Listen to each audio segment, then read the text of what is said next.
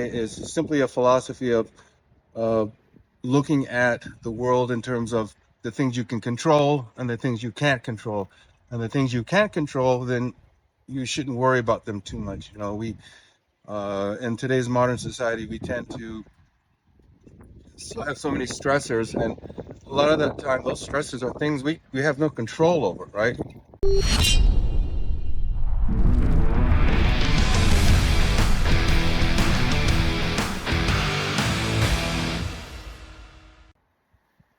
Well, hello, and welcome to another edition of the Ronin Leadership Podcast. It's so hard to believe that we're getting towards the end of another month in 2024. I've decided to do this podcast outside today.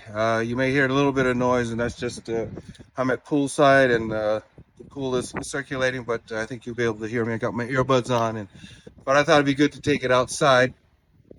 And first of all, I want to thank all of you, as always, for subscribing to this podcast and supporting it. Continue to hit the like button and the subscribe button, and certainly leave comments if you're so inclined, so we can make this podcast more relevant to you. Also, thank all of you who have purchased my books, whether my two leadership books, The Art of Ronin Leadership and The Art of Executing Ronin Leadership Strategies, or my fiction novels, Blood Promise and Full Circle. And I'm busily writing the third in the Jack Trench series, so I'm really excited about that.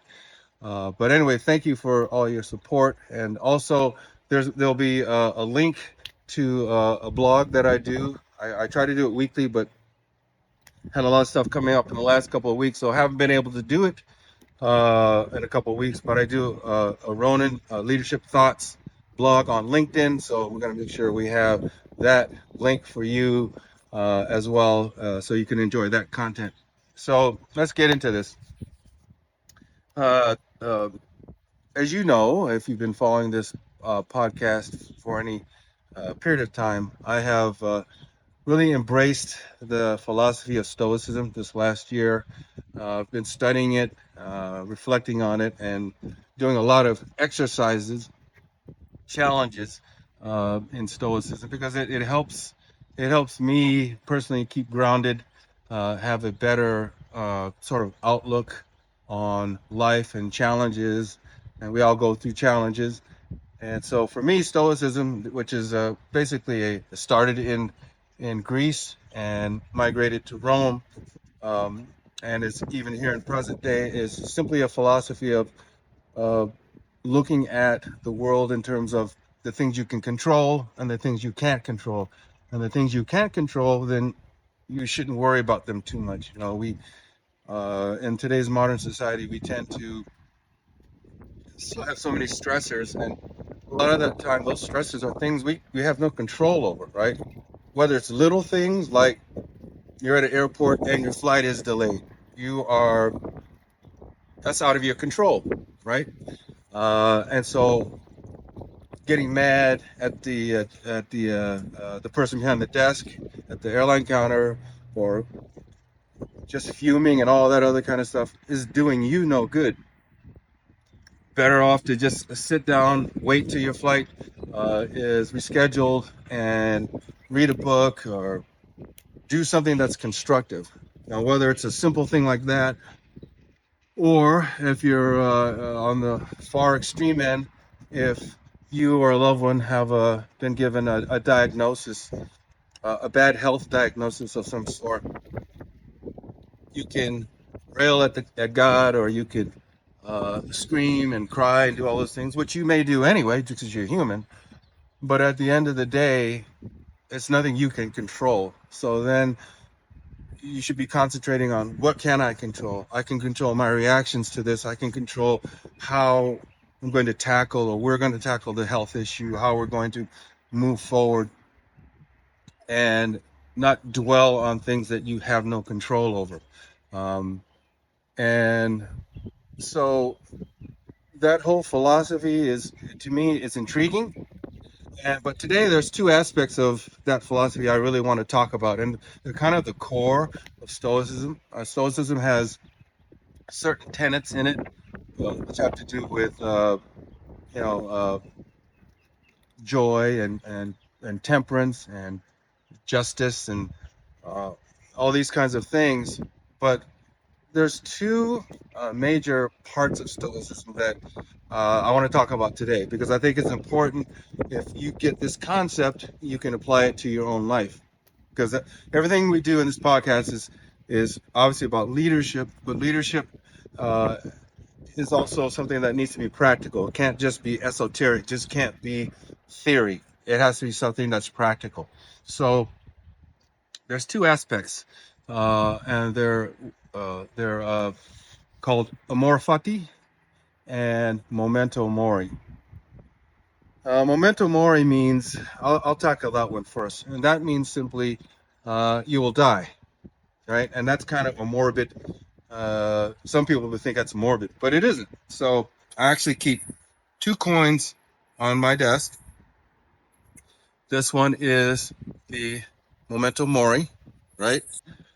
Sorry, this is the got the wrong one. Hold on. This is the memento mori, okay? And in the back of it says you could leave life right now, okay? So basically, the philosophy behind that is you're alive. I'm alive right now. I'm speaking to you on this podcast. There's no guarantee that, when we go to the bank today to get some money or we're running errands, we couldn't get hit by a car and I could be out of this world, right?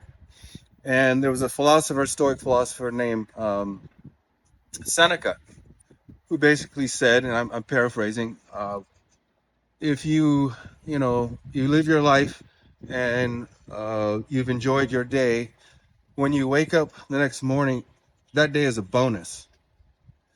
And you should carry that philosophy every day. And that's kind of the essence of memento mori, because you could die today, you could die tomorrow. Then when you wake up every morning with that mindset, and every day is a bonus. Doesn't mean every day is not going to have its stressors. There's going to be that boss that's on your case. There's going to be traffic. There's going to be bad news in the market, or there's going to be bad news going on in the world, or you're going to get that bad health diagnosis, or your flight is delayed, or whatever the things are that happen to all of us on a daily basis. It's going to happen. Doesn't matter. It's just going to happen. But if you can just somehow incorporate this philosophy of memento mori into your toolkit of how to deal with life. Now, that toolkit, and I've talked about this before, can embrace anything from your faith to your family, to meditation, or anything else you need to have in that toolkit to deal with life and to make sure that you're dealing with it in a way that makes you more resilient, makes you more productive, makes you a better leader. Then certainly that's all part of it. But I think this is a really important part of it, and I've been trying hard to embrace that for a better part of a year. And that is when I wake up in the morning, I consciously try to think about the fact that, hey, I'm happy to be alive. I've got a bit of a wind going here. We've got this wind advisory, so this might have been the best day to do this on the outside, but I just felt like I just wanted to be on the outside. Um, it helps your day. Another thing that can help is journaling. That's hand in hand with Stoicism, and it's hand in hand with the idea of memento mori. Every morning, I have it's an online journal, a Stoic journal, and in the morning, it gives you list three things that you're grateful for, which is a great way to start the day, because then that ties into that memento mori, right? Because if um, every day you could die today, and if every day is a bonus because you're alive, you woke up, then list the things that you're grateful for. It gets your mind and your spirit thinking about, okay, right off the bat, you're not thinking about all the all the stuff you're gonna have to deal with today. the meetings you don't want to go to because they're going to be contentious, or the personnel issue that you're dealing with that's going to be hard, or a budget issue because you're going to get budget cuts, or whatever your business issue is of the day that you may not want to have to deal with, but you're going to have to deal with it. List the 3 things that you're grateful for. Get your mind started off right. And then it goes into sort of, kind of low hanging fruit. What are some of the tasks that you can accomplish, that you're going to accomplish today? Um, and and then, because you start off the day like that, it gives you sort of a certain framework, a mindset, and you're thinking about what you're going to do and what are the things you're grateful for. It's a good way. I think it's a great way to start your day and to get your day going off right. And the other thing is that, and I've talked about this before, I don't look at my email at least for the first 30 to 40 minutes of the day, so I can concentrate on stuff like this. Uh, and whether it's cold plunging afterwards, after I do my journaling, but definitely do the journaling just to get my mind straight, along with prayer and whatever it is you need to do. But that memento mori is a great way to think about life. The other aspect of memento mori, frankly, is, and I've applied it recently to some issues I've been dealing with, and from a business perspective, is that if you look at today, right? So this is Friday, again, what day is it? I keep losing track of time. Friday, the 29th of March. So if you're about to embark on a particularly contentious day, a day that you know is going to be hard for any number of reasons, think about it this way. What if this were the last day of your life? Like you knew that this Friday is going to be my last day. If I knew that, what would I be concentrating on? Would I actually be so wrapped up about that particular business meeting or this contentious issue, or would I be thinking about my wife, Janice? Would I be thinking about my dog, Kiku, who's right here off camera, laying in the sun? Would I be thinking about family and friends, our daughter, our son-in-law, our grandkids? Uh, would I be thinking about our dear friends who have meant so much to us? Would I reach out to them? Would I communicate with them and tell them how much they mean to me? All these things, right? So if you think about from that aspect, it kind of separates the wheat from the chaff, kind of looks at what's really important in life. Doesn't mean you still can't are going to have to deal with those meanings, but you come into it with a different perspective. Like, how important is it really, right? In the grand scheme of things, it's not that important. A lot of ways I think about, a lot of times I think about problems that were such business problems back when I was at Microsoft or in the agency. I can't even remember them now, but back. So a lot of times I would think about, business problems that were problems back in the day at Microsoft or when I was at the agency, and they were just all consuming them. I can't even remember them now, right? One of the Stoic exercises, I tell you, I do these challenges all the time from the dailystoic.com. Ryan Holiday, I've mentioned him before. He's the guru, I think, of Stoicism in terms of content and these challenges. I've done several of them since the beginning of the year. And one of them I remember directly related to memento mori. And it was write down the last day of your life. What would you do? And it was very emotional. It was an emotional exercise because, you know, uh, it talked, I had to write down the things I would say to Janice, the things I would say to my dearest friends or family, uh, what I would want to do, how I would craft my day, um, how I would want to say goodbye to everybody. It was, when you really delve into it, if you knew today was the last day of your life and what were the things you would do? But it also brought home the fact that when I looked at that list, there was nothing on it about any board duties or any any business issues or anything about, the presidential election, Biden and Trump, or anything about the market and anything about, Putin and Ukraine. It was nothing about any of that stuff. It brought it down home to the things that are really important in life. And so, from a personal perspective as well as a business leadership perspective, think about as you're going through your day, your week, your month, your year, and you're about to face some difficult challenges, whether it's personal or whether it's professional.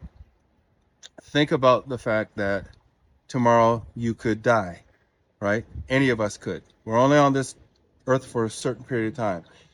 We're going to have to deal with challenges. We're going to have to deal with difficult people. Marcus Aurelius, one of the great Stoics, a Roman emperor, who faced many, many issues during his reign as emperor, and he was considered a really great emperor. Talked about the fact that, when you get out of bed, be prepared to deal with difficult situations and difficult people. You prepare yourself for that. But at the end of the day, how much does that mean in the grand scheme of things? It's important for you to get business done. It's important for you to have to deal with difficult people. But you control only what you can control, which is your emotions, your attitudes, your reaction. I try not to let other people's idiosyncrasies or their passive aggressive behavior or their difficult behavior or whatever it is to ruin my day, make me churn and all this other kind of stuff. I try to control that so that I could still have a great day. I could still have a positive day even in the midst of negative situations, right? So that's memento mori, right? The other piece of this is what they call amor fati, okay? Uh, and it says not merely to bear what is necessary, but to love it, okay? Now I keep these two coins on my desk along with a bust of a miniature bust of Marcus Aurelius, which my wife Janice bought for me not too long ago because she knows that I've really embraced the philosophy of Stoicism, and certainly a huge part of my life, and it's a complement to our our our main bread and butter of how we deal with life, Christianity. Uh, but amor fati is a very interesting concept, and it basically means love your fate, whatever that fate is. Um, Many of you may not know, but we're going through a personal challenge right now. My wife has been diagnosed with breast cancer, and luckily, I think they've caught it in time. But we're going to be in operations, and there's going to be some things. Obviously, you have to go through certain steps in order to get past this. And so you think about a situation like that, and it's, well, how do you love that? How do you love that fate? Uh, so I'm trying to break down this concept because this is something personal, and I think you can learn something from it. When we found out about it, obviously you get hit with all these emotions whenever you hear about a bad health diagnosis or whatever your particular situation is. It slams you in the face.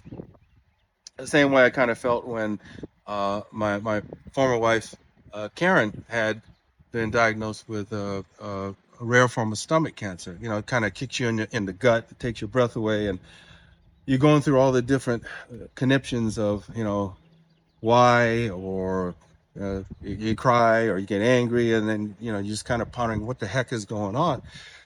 But then that's when obviously faith is number one, prayer, and understanding that God has everything under control.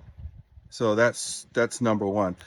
But the other number two would be this whole idea of, okay, again, what can we control and what can't we control? We can't control the fact that she has cancer.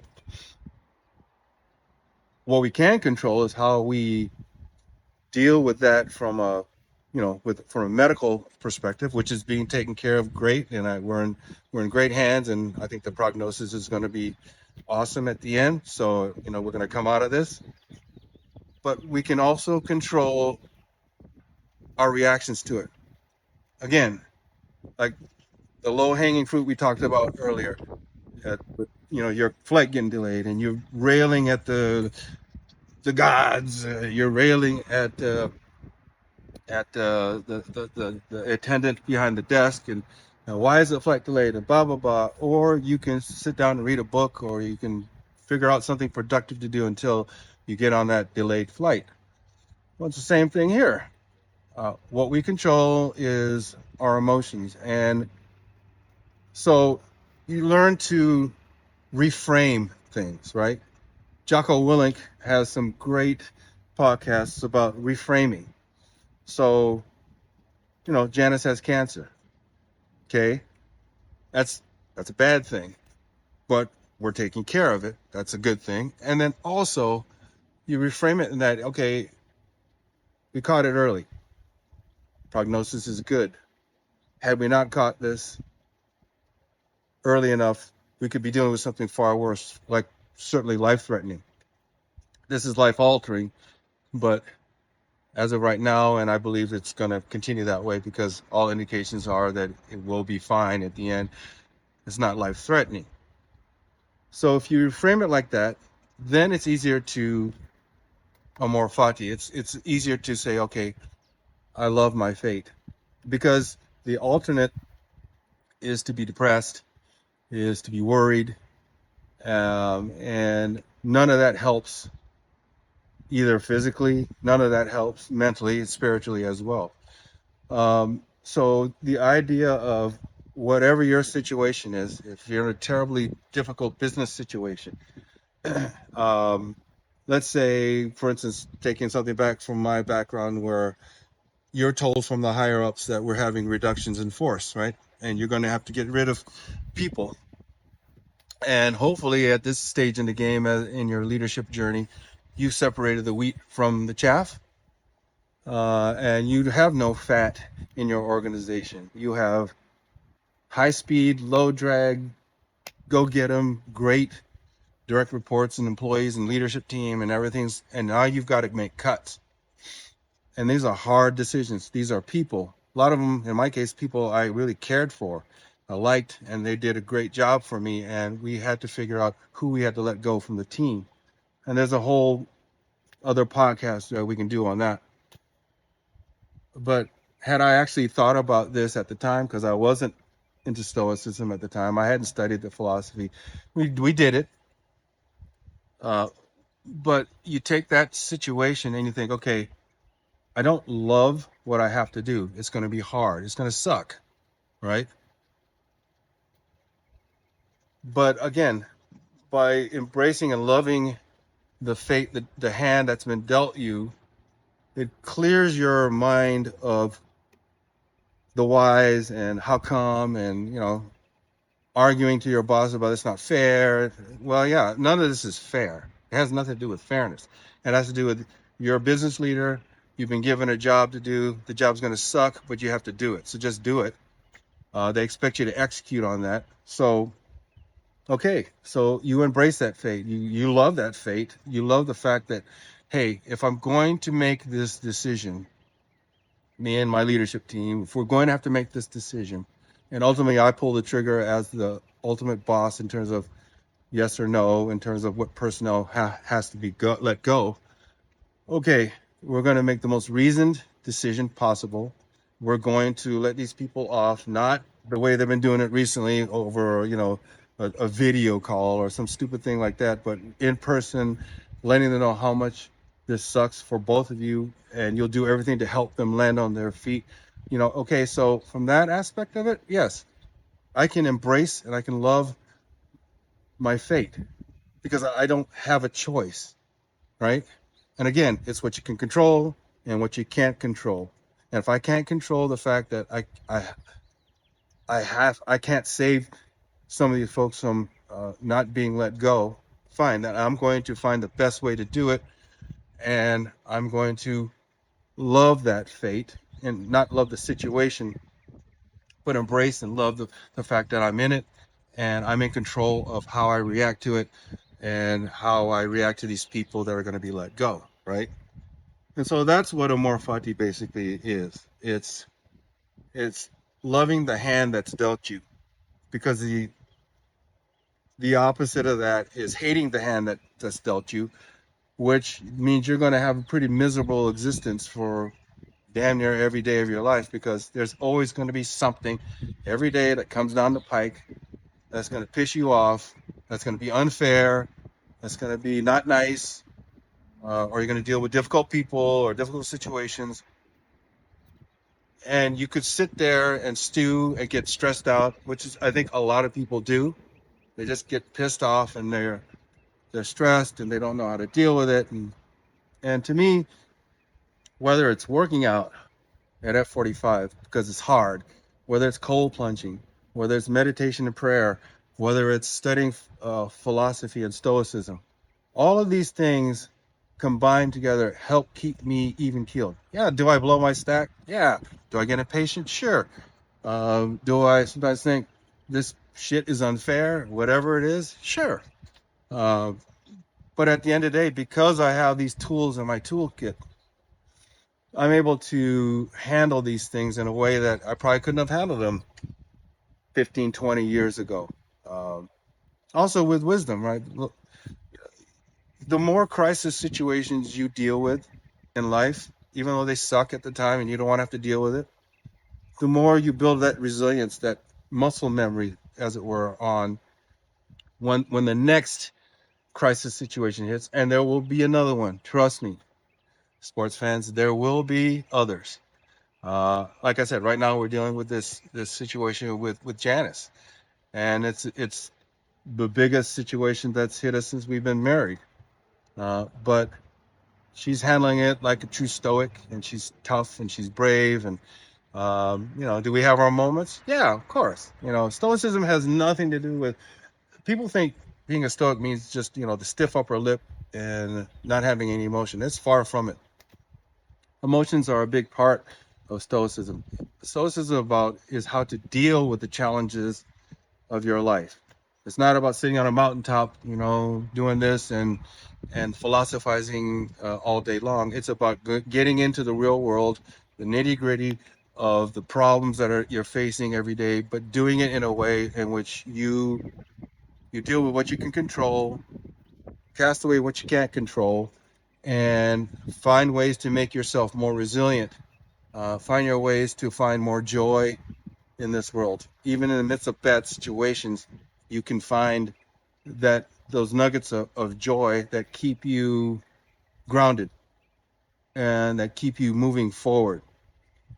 Too many people, I think, in today's world uh, are too readily eager to embrace the negative, as opposed to finding ways uh, to embrace the positive, right? So these two things, memento mori, amor fati, are are have been really important. And obviously, we've had a lot of prayer over Janice's health situation. She's in great shape because we've been working out steadily. We're going to get through this, and she'll be fine at the end of the day. We have a lot of peaks and you have valleys, and this is one of the valleys, which we will get through.